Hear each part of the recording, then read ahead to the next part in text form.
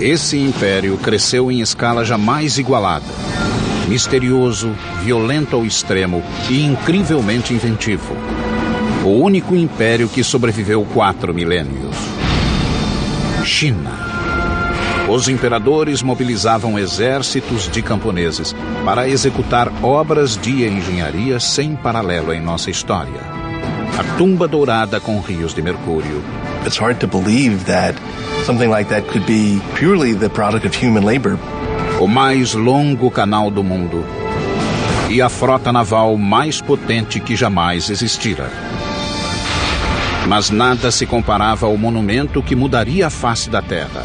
A Grande Muralha da China. This is the biggest project management in history. Entretanto, dinastia após dinastia, consumidas pela vaidade e cobiça, eram depostas pelo povo revoltado. E a opressão virava a destruição.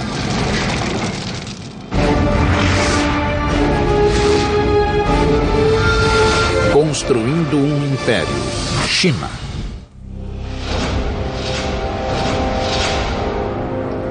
At the dawn of civilization, the Chinese were there, and they are still here.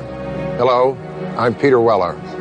When the Egyptians were building their pyramids, the Chinese already had sumptuous palaces for their kings. When Rome was planning its soaring aqueduct that would bathe its citizens and quench their thirst, the Chinese were redirecting an entire river by blowing up a mountain before gunpowder and building a dam that would irrigate thousands and thousands of acres of land and launch a population explosion the world had never seen.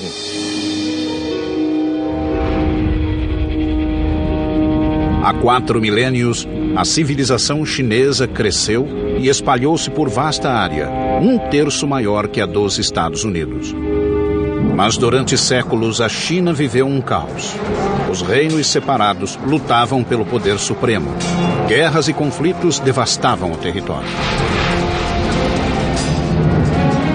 China was, as we think of it today, more or less, was made up of a number of states, all of which were fighting with one another for supremacy. The period was called the Warring States. No século III a.C., um reino emergiu como o mais poderoso e o mais impiedoso. Uma província, lar de pessoas hostis e belicosas. Eram ambiciosos, fechados e determinados a conquistar e a unir os 7 reinos. Eram chamados de Qin. Eles unificaram o vasto território, criando um império como o mundo jamais vira até então. O reino Qin prosperou em uma região fértil e plana, com acesso a rotas comerciais, como a famosa Rota da Seda, que o ligava aos mais longínquos recantos do mundo. Com o tempo, os Qin desenvolveram 2 vantagens militares sobre os rivais. Aprendendo de nômades e bárbaros, eles se aperfeiçoaram na equitação. Ao mesmo tempo, criaram nova estratégia de guerra. Até então, as batalhas eram disputadas por pequenos grupos de nobres em carruagens. Mas a recente descoberta do metal forjado levou à produção em massa de armas e ao surgimento de um novo tipo de guerreiro, o infante, o soldado a pé. It was a time when the use of iron became much more widespread. So just at the same time as infantry armies, which tended to be much larger, came in, so it was possible to make more weapons. Com essa novidade tática, o povo Qin lançou uma ofensiva para conquistar a China toda. À medida que os rivais caíam, os Qin encararam um novo desafio. Como conseguir alimentação suficiente para esse enorme exército? A responsabilidade recaiu sobre um único homem. Seu nome era Li Bin, oficial do exército Qin e um dos maiores engenheiros de todos os tempos.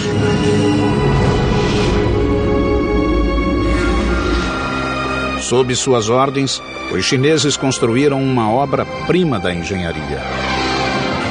Havia séculos que o rio Min atormentava o povo chinês, provocando secas de inverno e inundações de verão. Agora, Li Bing estava resolvido a domar as águas revoltas. O plano era construir uma barragem que criasse um novo curso de água, um canal que controlasse as inundações e fornecesse água suficiente para a necessária produção de alimentos. Mas havia um enorme obstáculo, o Monte Qinshen, que barrava o caminho de seu canal. Não havia como mover o monte. A solução foi abrir um caminho através dele para o novo canal. Como era muito antes da invenção da pólvora, seriam necessárias décadas para abrir caminho através da montanha, só com o auxílio de martelos e cunhas. Os Qin queriam resultados imediatos e exigiram de Li Bing uma solução. O jovem oficial utilizou-se então das forças da natureza. Primeiro, mandou esquentar a rocha com fogueiras estrategicamente dispostas e, em seguida, jogou água fria. A rocha se fragmentava, facilitando em muito o trabalho da abertura. 8 anos depois, Li Bing conseguiu abrir um caminho através da montanha. Agora, teria de construir a enorme barragem que desviaria as águas do rio Min para o canal aberto. Milhares de trabalhadores foram convocados, os quais ergueram a barragem apenas com pás e muito músculo. O engenhoso Li Bing projetou uma barragem que podia regular a força das águas de acordo com a estação. No verão, mais água seria desviada para o canal para prevenir inundações nas margens. No inverno, maior quantidade de água ficaria no rio, a fim de evitar a seca. Com a irrigação de vasta faixa de terra do território Qin, a região atraiu uma multidão de agricultores. Os militares tinham uma nova base para lançar ataques ao território inimigo. O Estado Qin começava a galgar os degraus do poder. And he used the wealth created by agriculture and the power created by the military to unite all of China. Em 247 a.C., essa tarefa ficou com o novo imperador Qin, um menino de 13 anos chamado Yingzheng. Ele assumira o trono tendo a mãe como regente viúva. Mas o menino vivia em um palácio fervilhante de inimigos que já conspiravam para destroná-lo e preparavam suas espadas. No alto da lista daqueles que queriam matá-lo, achava-se a própria mãe. A viúva agora tinha um amante e 2 filhos que ela queria ver no trono. Aos 22 anos, Yingzheng descobriu a trama e se enfureceu. Exilou a mãe e mandou matar os meio-irmãos, bem como o amante da viúva. Seu poder agora era absoluto. Com o trono assegurado, Yingzheng ordenou ao exército que terminasse a unificação da China. Mas havia um inimigo que ainda resistia. Era o reino de Chu. Em 238 a.C., os Qin lançaram-se em uma guerra épica e sangrenta com os Chu. Essa luta prosseguiu encarniçada por 15 anos. Finalmente, em 223 a.C., os Chu também ergueram a bandeira branca. O último grande obstáculo à supremacia Qin fora esmagado. The Qin supremacy over the Chu is they were able to organize their armies in a much more efficient way than had been done before. O sonho do Império Único fora realizado. A China estava unificada e em paz. O legítimo imperador agora precisava de um nome real. E tornou-se conhecido em toda a China e no mundo inteiro simplesmente como Shi Huangdi, o primeiro imperador. Shi Huangdi declarou que sua dinastia duraria 10.000 gerações. Foi em seu reinado que a China executou o talvez mais espetacular projeto de construção de todos os tempos, uma muralha que maravilharia o mundo até hoje. Mas Mas os Qin pagariam caro pela grande ambição do imperador, suportando a ira de chefes cruéis e derramando o sangue do próprio povo. 220 a.C. O primeiro imperador da China, o guerreiro Shi Huangdi, foi inspecionar um novo império. Pela primeira vez, a China encontrava-se unificada e pacificada, e ele tencionava mantê-la assim, com o mais ambicioso projeto de engenharia jamais concebido, a Grande Muralha da China.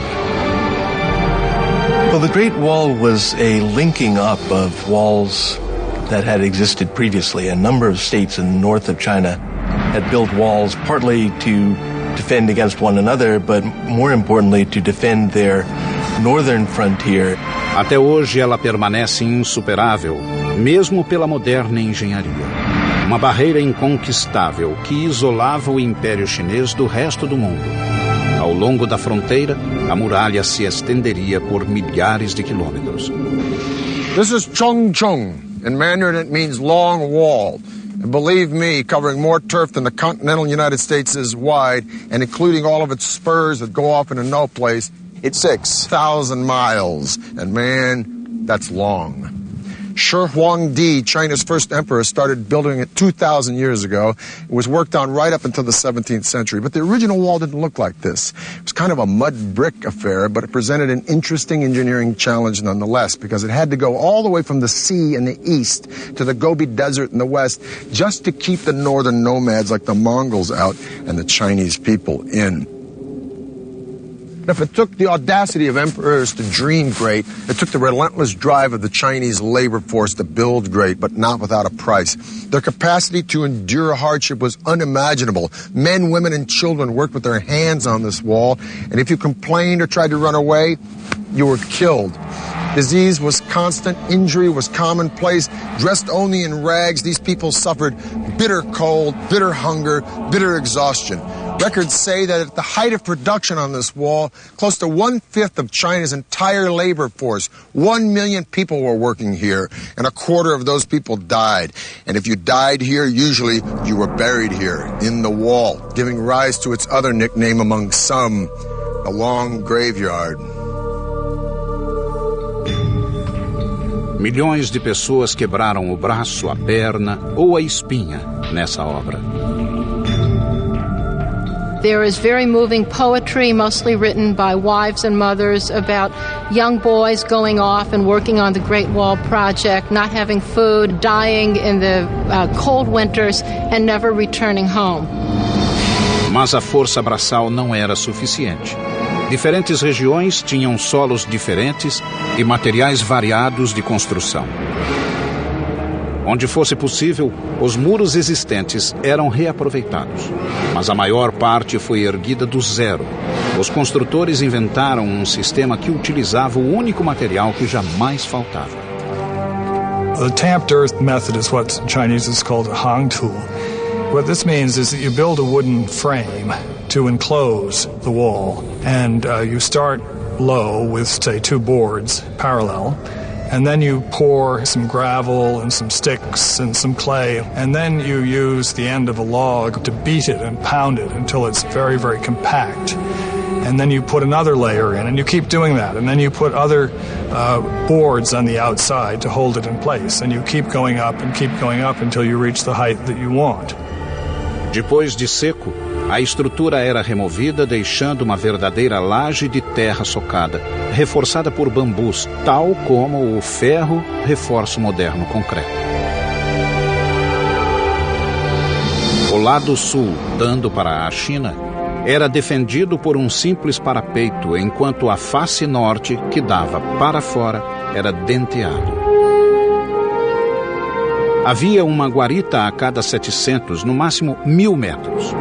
Um caminho calçado corria no alto da muralha para soldados e carroças.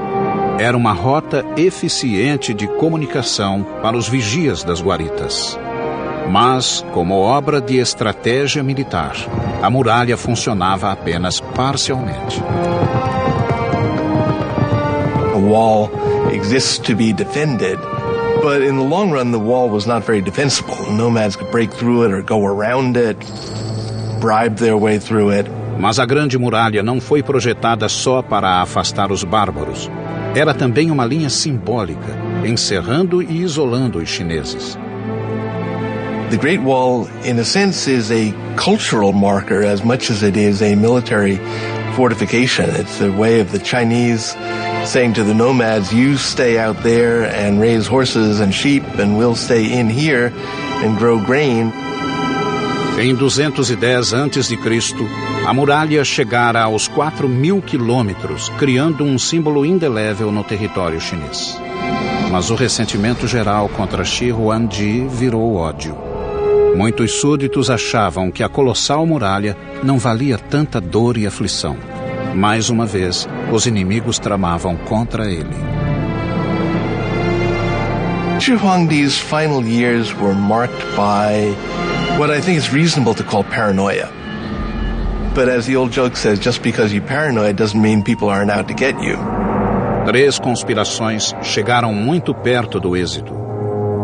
Shi Huangdi revidou, transformando a China em prisão virtual do povo. E ordenou que todos os registros de seu regime fossem destruídos. A punição para quem não obedecesse era o trabalho forçado ou a morte. Cerca de 400 pessoas foram enterradas vivas, como lição a quem ousasse reclamar do regime. Quando o filho do imperador objetou, ele também foi banido. A visão de Shi Huangdi transformara a China em um grande império, mas ele pagou caro, pois terminou louco. Antes, ele voltou às suas obsessões e ordenou que acabassem outro grande monumento que já havia sido iniciado. Um monumento a si mesmo e à morte. Em 220 a.C., o imperador Qin, Shi Huangdi, tinha unificado a China pela primeira vez. Ao norte, milhões labutavam e morriam, assentando as fundações do grande triunfo chinês de engenharia. A Grande Muralha, que alcançava 4.000 quilômetros. Mas o imperador não estava satisfeito. Enquanto guerreava com reinos vizinhos e com os próprios demônios, ele convocou quase 700.000 homens da periferia da capital, na China Central, para construir o mais ambicioso de todos os seus projetos. Um mausoléu que ele próprio começara a planejar desde os 13 anos. This was a monumental project that required the labor of thousands and thousands of people over a very long time.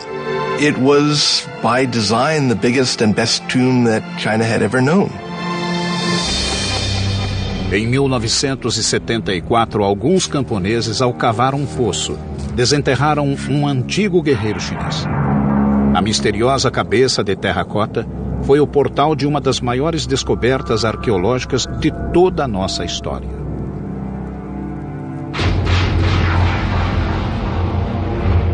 The mound is huge. The mound was always known to be the tomb mound of the first emperor. What was a total surprise was the army of terracotta warriors about a kilometer to the east of the tomb, who presumably were guarding the approach to the tomb itself.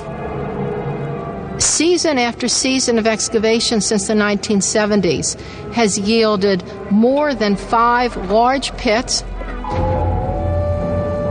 The individualized faces and drapery and armor suggest that each one of these warriors was molded from the life from an individual separate human being. The precision and detail in the sculpting, the firing of the clay are unmatched today. These warriors are a colossal achievement, and some believe the greatest archaeological find of the 20th century. But they are only the tip of the iceberg, because this ghost army only served as a guard detail for an engineering feat as fantastic as the world has ever known, the opulent tomb of Shi Huangdi. Cada estátua media entre 1,70 m e 1,90 m, gigantes na época. Alguns pesavam até 300 quilos. Mas o que surpreendeu os arqueólogos que cuidavam do sítio foi a terracota em si. A argila tinha uma dureza acima de tudo o que tinham visto. Os artesãos de Shi Huangdi desenvolveram uma tecnologia revolucionária: altos fornos de barro com temperaturas acima de 1000 graus Celsius.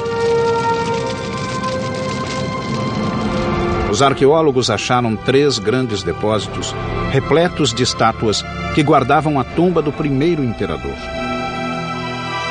Um deles, o primeiro, continha mais de 6.000 guerreiros e cavalos em formação de batalha.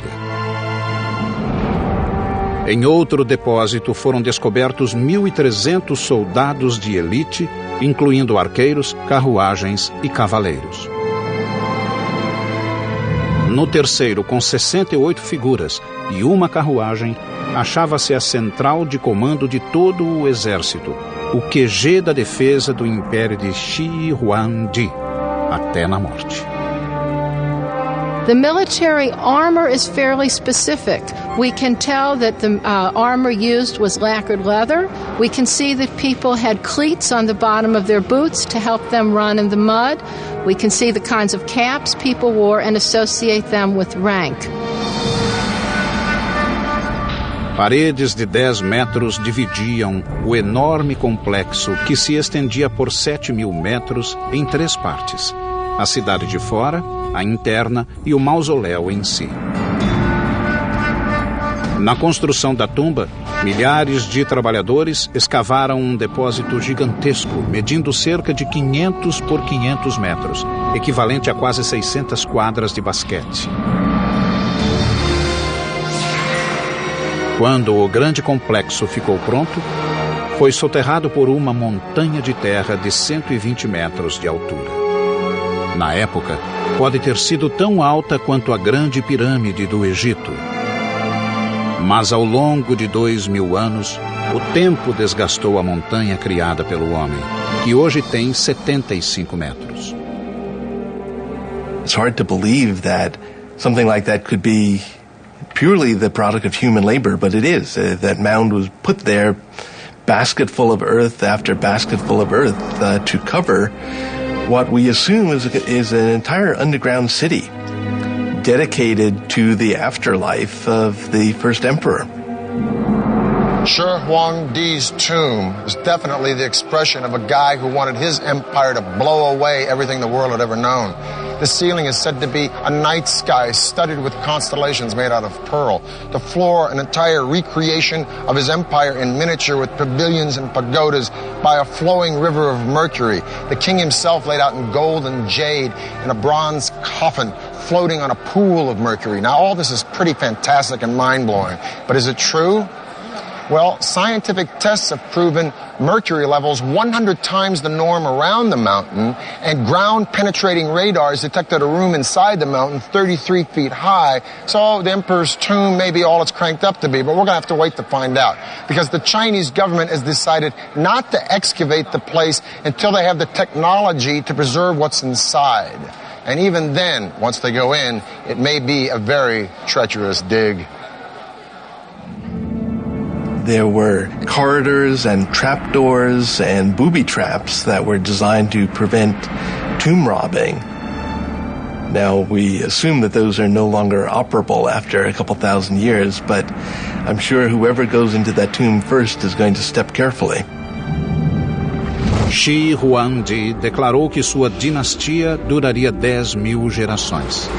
Mas 3 anos após sua misteriosa morte, o vasto império caiu. O imperador pagara alto preço pelos mirabolantes projetos de engenharia. A Grande Muralha e a tumba arruinaram o país, além de quebrar a espinha dos camponeses.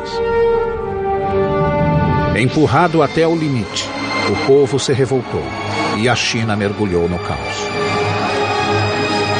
Shi Huangdi, o primeiro imperador da China unificada, estava morto.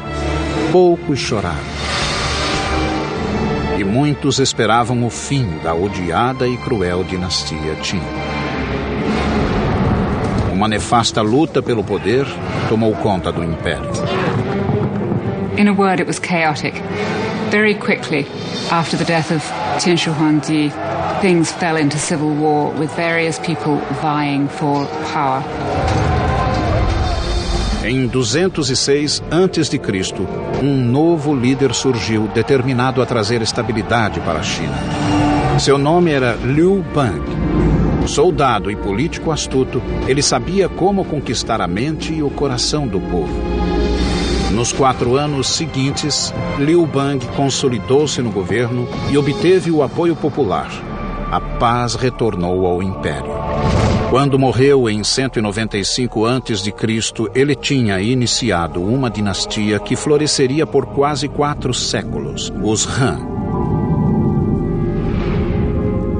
O clã atirou-se à construção da Grande Muralha com maior fúria ainda que Shi Huangdi.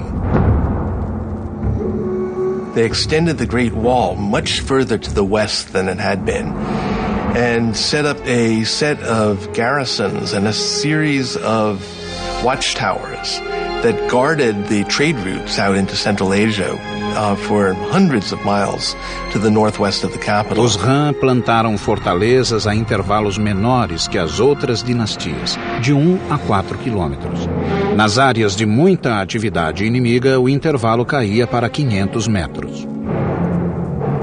Os soldados Han tinham 3 grandes missões na muralha: defendê-la de invasões, enviar espiões às linhas inimigas e obter informações, e manter as fogueiras das torres sempre acesas e abastecidas de lenha. Han Dynasty signal towers incorporated several sorts of alarms. Flags and smoke were only used in the daytime. Torches were only used at night. Bigger bonfires and drums were used at any time. And complex codes were devised for these signals. And just like today, modern codes, they were all classified as top secret and unknown to the public.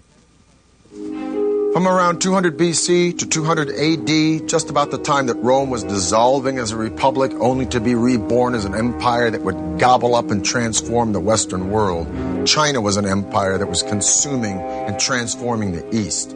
During the Han Dynasty, the population of China grew to 50 million people. The empire went as far south as Vietnam, as far west as Afghanistan. It was massive.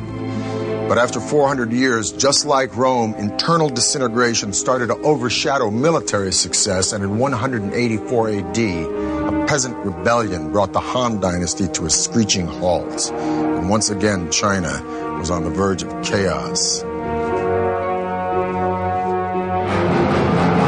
Durante 3 séculos, guerras, traições e assassinatos imperaram na China. Mas surgiu novamente um pulso firme que deu fim a essa época de trevas. No século VI, um povo do norte, os Sui, declarou guerra ao caos e começou a conquistar o império região por região. A China foi de novo unificada e, pela primeira vez, desde a queda da dinastia Han, 3 séculos antes. Yang Di, o imperador, ergueu o Império Sui sobre as bases das dinastias anteriores de quase 1000 anos. Diferente dos antecessores que se concentraram em fortificar a China contra o mundo de fora, Yang Di voltou-se para dentro e reforçou as fronteiras internas. A China era vasta e seus rios constituíam um eficiente meio de transporte a grandes distâncias. 2 grandes rios atravessavam o país de leste a oeste, o Yangtze no sul e o Amarelo no norte. Mais de 1000 quilômetros separavam os dois. A China era uma casa dividida. Yang Di decidiu agir e imaginou ligar a China do norte com a do sul com uma artéria central gigantesca, um grande canal. Seria uma estrada de água para mercadores, soldados e cidadãos. Very common to China in terms of constructing any large infrastructure project. They would look at existing waterways and try to find area where they could connect and link the entire canal. They want to take advantage of the natural geography. Esse gigantesco projeto de construção exigiria mais de 1 milhão de homens trabalhando nas escavações. As condições de vida e trabalho eram péssimas, cruéis e primitivas. Milhares morreram de fome, fadiga e doenças. Alguns eram surrados até a morte pelos supervisores.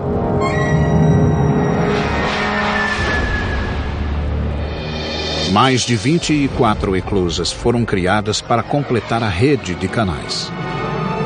But every time you encounter a natural body of water, you need a lock to make a barrier between the canal and the lake or the river.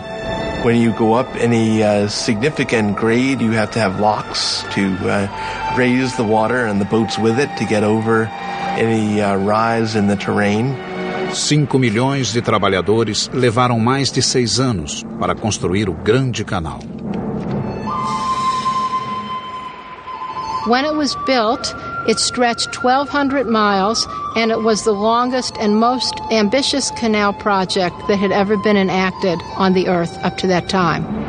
Ligando o Rio Amarelo com o Yangtze, o Grande Canal podia transportar bens por até 70 quilômetros em um dia. Ao longo do canal, as cidades prosperaram com o comércio de seda, porcelana e algodão. Mercadores e artesãos enviavam seus artigos a todos os cantos do país. Economically speaking, it made interregional trade much easier, as well as providing work for a lot of people, building it, maintaining it, working on it, transporting goods and people up and down it. Tal como o Rio Nilo, no Egito, o canal integrou norte e sul, consolidando as bases do Império Unificado. Well, the canal was a tremendous generator of wealth. There was opportunity for poets to travel, for painters to wander and begin painting landscapes. So it really was an engine of cultural development, not just along its own route, but with influence far beyond its own confines. Com a obra monumental concluída, Yuan Di decidiu que era hora de aproveitar seu belo canal. Foi um espetáculo patético. A corte de 1000 nobres viajava em um luxo que beirava a obscenidade. Well, the emperor had beautifully appointed luxurious imperial barges that could take him down the Grand Canal. So he would spend as much as half of every year enjoying himself in the sunny south. O imperador chegou ao requinte de exigir pratos exóticos e tributos exorbitantes de cada cidade por onde passava. Quando os restos dos lautos banquetes eram jogados na água, os infelizes que haviam construído o canal observavam o desperdício em desespero. Novamente, o imperador chinês subestimara o poder do povo. Os cruzeiros de luxo e consumismo alimentaram um profundo ódio contra o regime decadente. Em 618 depois de Cristo, o povo se revoltou e uma série de levantes assolou o país. Outra vez o caos engoliu a China e logo alcançou o próprio palácio. O imperador foi morto pelos generais e a dinastia Sui teve fim repentino. Contudo, o império fora unificado. O cenário estava pronto para a época de ouro do país. Pela primeira vez, os engenheiros expandiram o império para fora dos próprios limites. 6 séculos atrás, uma espantosa armada de navios chineses cruzou o mar da China em busca do Ceilão, da Arábia e da África Oriental.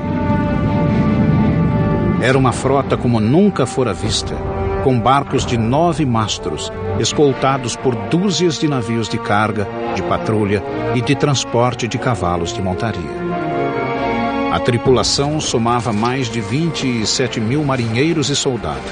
Era a famosa armada da poderosa dinastia Ming, anunciando ao mundo que após um século de domínio mongol, a China voltara a seus legítimos donos. Na proa, via-se o almirante, um plebeu da província de Yunnan que se tornara um dos mais poderosos líderes da dinastia Ming. Chamava-se Zheng He. Tinha 11 anos quando sua cidade natal caiu nas mãos dos Ming. Arrancado do seio da família, ele foi levado como presente para o príncipe e castrado.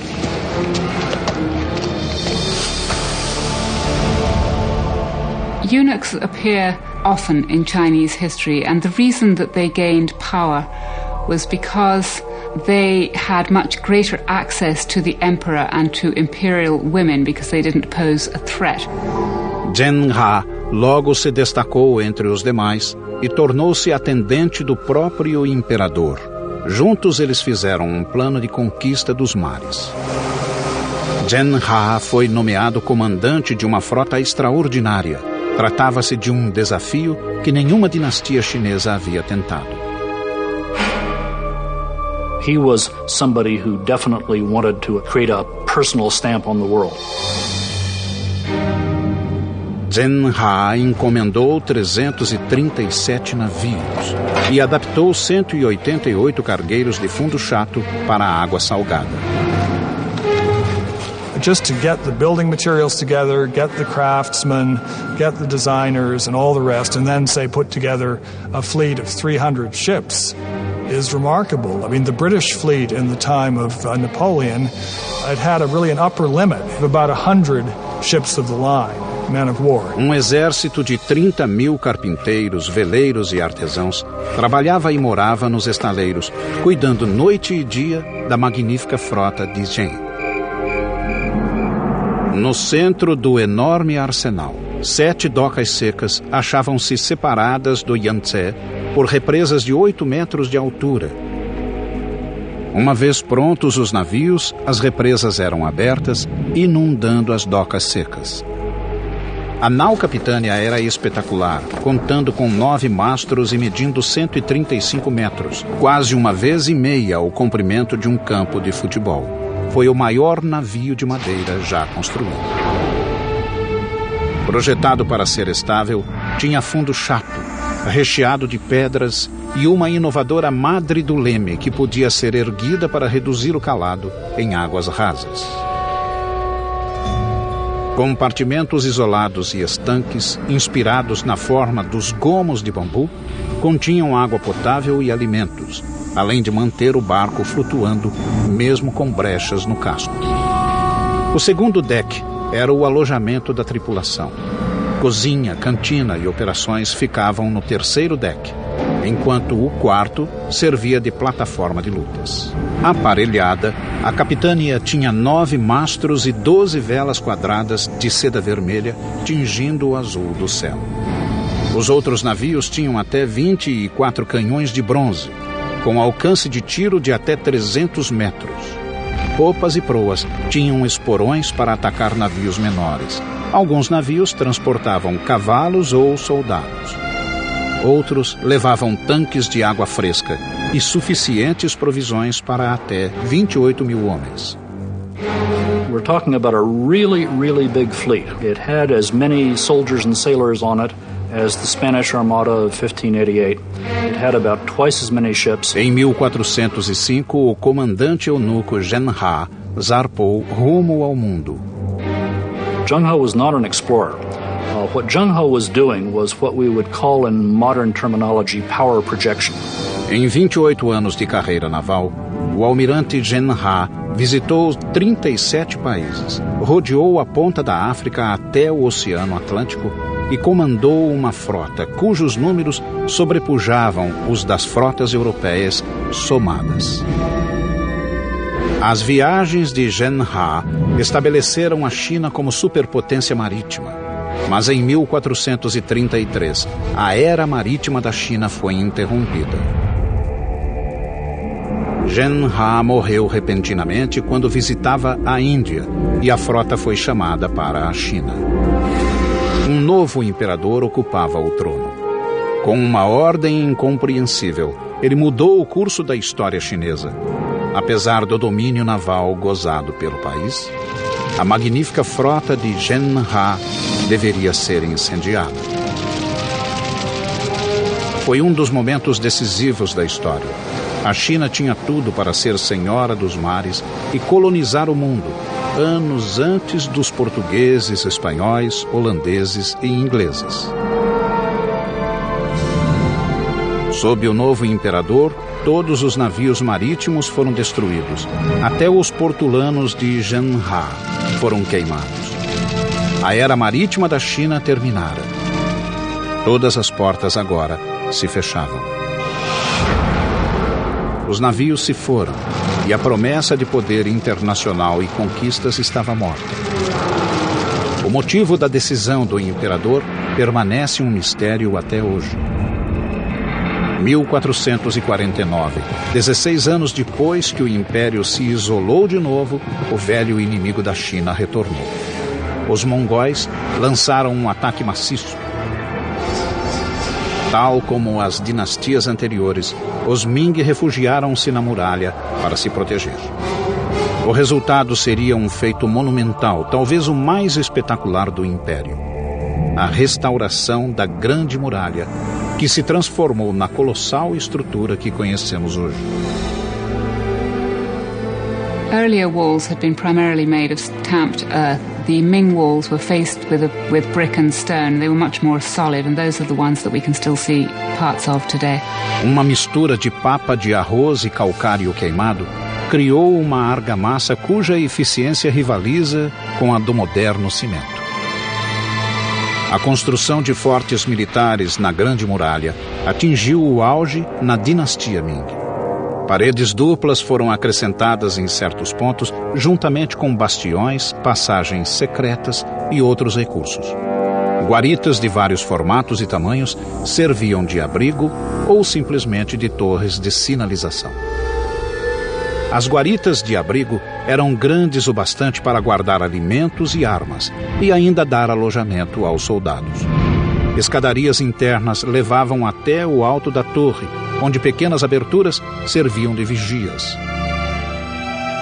As defesas englobavam vários itens, incluindo a artilharia. The Chinese have a clear superiority over the Mongols in gunpowder weapons. And as long as the Ming Dynasty could maintain a cohesive enough army along the Great Wall, they were capable of resisting individual Mongol attacks. No fim da dinastia Ming, a Grande Muralha, incluindo inúmeros ramais e desvios, serpenteava por quase 10.000 quilômetros no norte da China. Durante 150 anos, a muralha cumpriu seu papel. Mas em 1600 a grande dinastia estava decadente e uma tribo de fora, conhecida como Manchu, ganhava força na fronteira norte da China. Em 26 de maio de 1644, Pequim sucumbiu ao poderio Manchu. Os chineses levariam mais de 250 anos para expulsar os invasores, mas assim que o fizeram, um novo poder emergiu, algo totalmente diferente: a China comunista. Nothing symbolizes the enduring power and imagination of the Chinese more than this Great Wall. Of all of the civilizations that have reached the glorious heights of empire, only one has avoided the inevitable oblivion that follows. Emperors come and go, but for thousands and thousands of years, from the dedication and vision and resilience and brilliance of these remarkable people, they have pushed their civilization to triumph again and again and again, where others have simply morphed or dissolved or just faded away. At the dawn of humanity, the Chinese were here, and they are still here, and they ain't finished yet. I'm Peter Weller for the History Channel.